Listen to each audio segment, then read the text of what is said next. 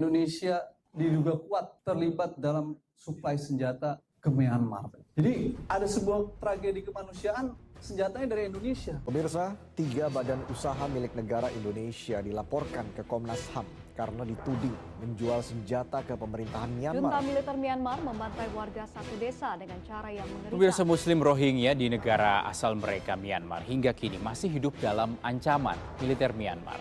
Mengamuk di beberapa desa, mereka memperkosa, memenggal dan membunuh sedikitnya 17 orang menurut warga. Orang peristiwa serangan terhadap Rohingya aja kita teriak, ya kan? Berbagai komunitas di Indonesia menolak kejahatan terhadap komunitas.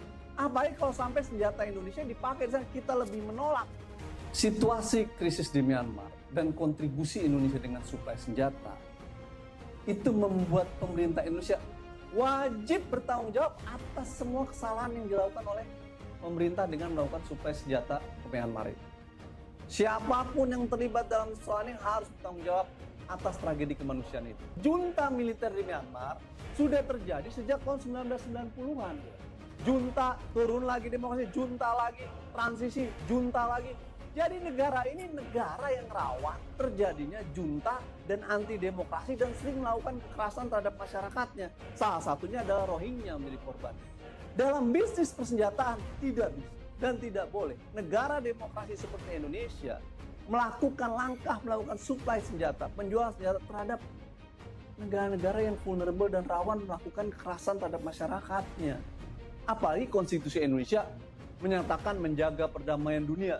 Menteri Pertahanan, Presiden, Menteri BUMN, Direktur BUMN, Pindad, Pals harus menyadari dan memahami berbahaya kalau senjata dikasih ke negara seperti itu. Jadi pertanggungjawaban dalam penjualan senjata tidak selesai ketika senjata itu sudah dijual. Pasca senjata itu sudah dijual pun negara yang memproduksi itu harus bertanggung jawab. Lalu siapa yang harus bertanggung jawab dalam masalah ini? First, tanggung jawab pertama adalah Menteri Pertahanan. Pantas untuk dimintai pertanggungjawaban. Kalau ada skandal seperti ini, Komisi 1 jangan diam. Ini ada skandal. Komisi 1 jangan diam, panggil Menteri Pertahanan. Kenapa Anda menjual senjata ke negara yang rawan? Jadi buat saya, satu yang berdasarkan Undang-Undang Industri Pertahanan, nih ya, yang pantas pertama kali bertanggung jawab adalah Menteri Pertahanan harus dimintai pertanggungjawaban. Yang kedua siapa? Dalam industri pertahanan ada Komite Kebijakan Industri Pertahanan. Ketua hariannya Menteri Pertahanan, wakilnya Menteri BUMN. Menteri BUMN harus dipanggil, dimintai pertanggungjawaban. Membangun industri pertahanan itu dari pajak rakyat loh, ya kan? Duit rakyat loh. Nah, kalau duit rakyat digunakan untuk industri pertahanan lalu kemudian industri pertahanan memproduksi itu untuk dijual ke negara yang melakukan represi terhadap masyarakatnya, pantas nggak kita sebagai masyarakat untuk menggugat? Harus, kalau kita masih punya rasa kemanusiaan.